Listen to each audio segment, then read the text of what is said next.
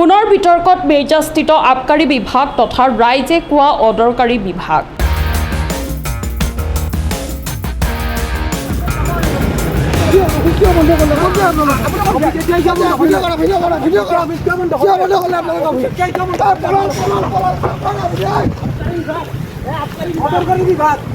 বাতৰি সংগ্ৰহ কৰিবলৈ যোৱা সাংবাদিকক আক্ৰমণ গুণ্ডাৰূপী আবকাৰী বিষয়া ভূমিধৰ দাসৰ। কি পালে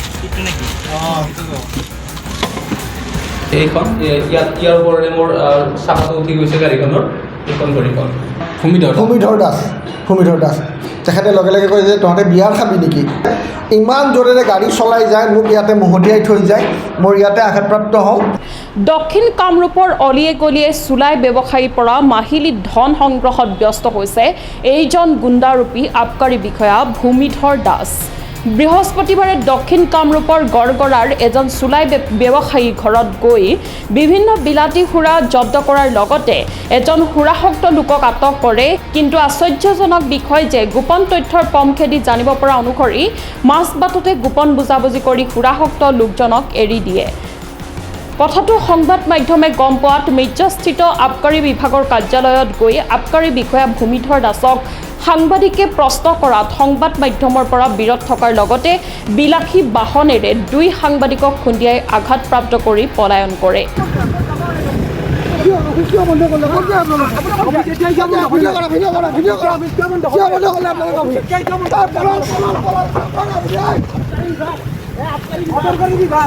পিছে আমাৰ সাংবাদিকেও নেৰেহে নেৰে, আগে আগে আবকাৰী বিষয়া ভূমিধৰ দাসৰ বাহন আৰু পাছে পাছে সাংবাদিকৰ বাহন। অৱশ্যে সাংবাদিকো এলা পেচা বিধৰ নহয়, আগে আগে পৰিদৰ্শকৰ পলায়ন, পাছে পাছে সাংবাদিকৰ খেদা।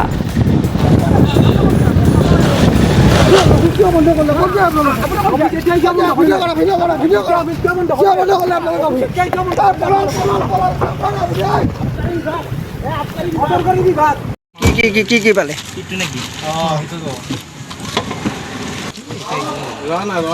কি পালে যোৱাকালি নিশা প্ৰায় 8:30মান বজাত আমি এটা গোপন সূত্ৰৰ মতে তথ্য এটা পাওঁ যে মিৰ্জা আবকাৰী বিভাগে কিছু বিদেশী সুৰা জব্দ কৰাৰ লগতে এজন মানুহক কৰায়ত্ব কৰে বুলি আমি তথ্য পাওঁ। পাই আমাৰ কেইজনমান সাংবাদিক বন্ধু লগ লাগি পেলাই আমি আবকাৰী বিভাগলৈকে যাওঁ, যাই তেওঁৰ লগত কথা পাতিব বিচাৰোঁ। তেতিয়া কৈছে তহঁতে বিয়াৰ খাবি নেকি, আগতে আমাক তেনেকৈ সোধে। ভূমিধৰ দাস তেখেতে লগে লগে কয় যে তহঁতে বিয়াৰ খাবি নেকি। তেতিয়া মোৰ সংবাদ বন্ধু এজনে লগে লগে বাহিৰত ওলাই আহে যে আপুনি কি কথা কয়। তেনেকৈ কয় তেওঁ লগে লগে দুজন বাহিৰত ওলাই আহে, মই ভিতৰত থাকোঁ আৰু এজন ভিতৰত থাকি পেলাই বোলো আপুনি কি হৈছে প্ৰকৃত কথাটো কওক। সেই আপোনালোকে আমাক কাম কৰিব নিদিয়ে, আমি লিখিব লাগে, কিবা কৰিব লাগে, আপোনালোকৰ কাৰণে আমি দৌৰি ফুৰোঁ, তেনেকুৱা নানা অজুহাত ধৰে। তেনেকৈ কওঁতে যিজন বন্ধু মোৰ বাহিৰত ৰখি আছিলে তেওঁ মোক মাতি আনে বাহিৰলৈ, বোলো তেওঁৰ লগত কথা পাতি লাভ নাই, বাহিৰলৈকে ওলাই আহা। আমি বাহিৰত ওলাই বহুত সময় ৰখি থাকোঁ। তেনেকুৱাতে আমি আৰু এটা খবৰ পাওঁ যে তেওঁ যাক কৰায়ত্ব কৰিছিলে তেওঁক আনি পেলাই তেল ডিপুৰ মুখত ৰখাই থয় বুলি। কিন্তু আমি কিছু সময় ৰখি থকাৰ পিছতে এগৰাকী মহিলা আৰু দুজন পুৰুষ আহি পেলাই আবকাৰী বিভাগৰ গেটখনত পাওঁতে মোৰ বন্ধু এজন আৰু মই প্ৰশ্ন কৰোঁ যে আপোনালোক ক'ৰ পৰা আহিছে। তেতিয়া তেওঁলোকে কয় যে আমাৰ মোবাইলটো তেওঁ কাঢ়ি থৈ দিছে আৰু আমাক ইয়ালৈকে মাতিছে। কিন্তু কি ৰহস্যজনক ঘটনা, 2 মিনিট পিছতে মহিলাগৰাকী আৰু পুৰুষ দুজন তাৰ পৰা অন্তৰ্ধান হয়।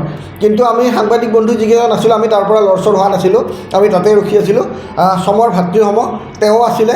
আমি গোটেইকেইজন বাহিৰৰ আবকাৰী বিভাগৰ বাহিৰৰ যিটো ৰাস্তাৰ বাওঁফালে আমি ৰখি আছিলোঁ। কিন্তু তেওঁলোকৰ যিখিনি মানুহ আছিলে, কনিষ্টবল হওক বা কৰ্মচাৰী আছিলে, বাৰে বাৰে গেটলৈকে আহে আৰু আমাক চাই থাকে, বাৰে বাৰে আহে আৰু গেটলৈকে চাই থাকে। এটা সময়ত তেওঁলোকে গেটখন বন্ধ কৰি দিয়ে, ভিতৰৰ পৰা তালা মাৰি কৌশলেৰে তেওঁলোকে গাড়ীখনলৈ পলায়ন কৰিবলৈ চেষ্টা কৰে। লগে লগে আমি সাংবাদিকৰ দলটো আগবাঢ়ি যাওঁ আৰু হাতে হাতে বুম লৈ তেওঁক প্ৰশ্ন কৰিব খোজোতে ইমান জোৰেৰে গাড়ী চলাই যায়, মোক ইয়াতে মহতিয়াই থৈ যায়, মোৰ ইয়াতে আঘাতপ্ৰাপ্ত হওঁ আৰু মোৰ সতীৰ্থৰ ভৰিৰ ওপৰেৰে গাড়ী চলি যায়। তেওঁ ভিতৰৰ পৰা তালা মাৰি অতি কৌশলেৰে পলায়নৰ চেষ্টা কৰে। য'ত আবকাৰী বিভাগৰ ঘৰটো তেওঁলোকে ভাড়াত লৈ আছে, সন্মুখৰ যিখন গেট যিখনেৰে তেওঁলোক অহা যোৱা কৰে বা মানুহখিনি অহা যোৱা কৰে, সেইখন গেটেৰে নলাই মালিকৰ যিখন মেইন গেট আছে গৃহস্থৰ যিখন গেট সেই গেটৰ ভিতৰত তেওঁৰ গাড়ীখন ৰখাই থোৱা আছিল আৰু সেই গাড়ীখনৰ এতিয়া পলায়নৰ চেষ্টা কৰে আৰু তেতিয়াই আমাৰ সাংবাদিক বন্ধুকেইজনে আমি বুম লৈ তেওঁক সুধিবলৈ দৌৰি যাওঁ যে কি হ'ল তথ্যখিনি আমাক কিয় নিদিয়ে সেইখিনি কওঁতে তেওঁ ইমান জোৰকৈ গাড়ী লৈ যায় আমাক ইয়াতে মহতিয়াই থৈ যায় মই ইয়াতে আঘাতপ্ৰাপ্ত হওঁ লগে লগে মোৰ সংবাদকৰ্মী বন্ধুকেইজনে মিৰ্জা চিভিললৈকে লৈ যায় কিন্তু তাতে বেবী ডক্টৰজন থকাৰ কাৰণে আমি তাতে নেদেখুৱাই ফাৰ্মাচীত আহি পেলাই মই এটা ইনজেকশ্যন আৰু এটা টেবলেট খাওঁ কিন্তু এতিয়া মই ডক্টৰক দেখুৱাবলৈ বাধ্য হ'লোঁ প্ৰাইভেটকৈ মই ডক্টৰক দেখুৱালোঁ তেওঁলোকে এক্সৰে কৰিব দিছে যদি মই ভাল নাপাওঁ তেওঁলোকে মোক অতি সোনকালে GMCলৈকে তেওঁলোকে মোক ৰেফাৰ কৰে মই প্ৰেছক্ৰিপশ্যনখন আপোনালোকক মই দেখুৱাম আৰু লগতে মোৰ ভৰিৰ ওপৰেৰে তেওঁ গাড়ী লৈ পেলাই যায় এনেকুৱা এজন অকৰ্মণ্য অদক্ষ ব্যক্তি এজনক তেওঁলোকে ইয়াতে ৰাখি থৈছে আৰু তেওঁক যদি আমি তথ্য সহকাৰে জনাওঁ যে অমুকত মদ বিক্ৰী কৰিছে আপুনি যাওক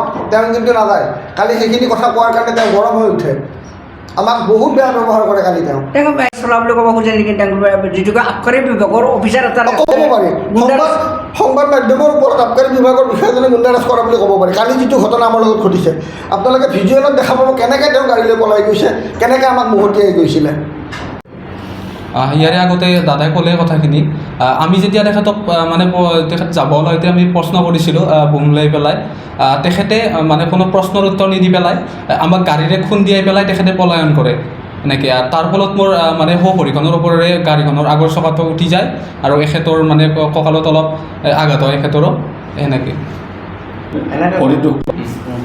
তেনেকৈ আমি আঘাত পোৱাৰ পিছত মই ৰাতিপুৱা আজি মিৰ্জা প্ৰাথমিক স্বাস্থ্যকেন্দ্ৰত গ'লোঁ গৈ পেলাই তাত মোক এক্সৰে কৰিব দিলে মোৰ ভৰিখন এইখন ইয়াৰ ওপৰেৰে মোৰ চাকাটো উঠি গৈছে গাড়ীখনৰ এইখন ভৰিখন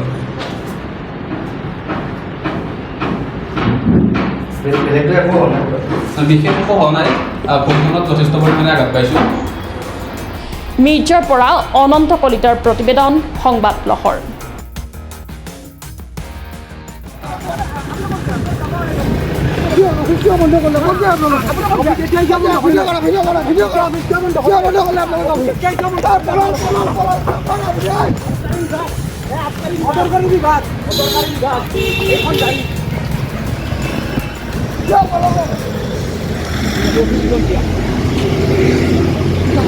বাইকত তেলটো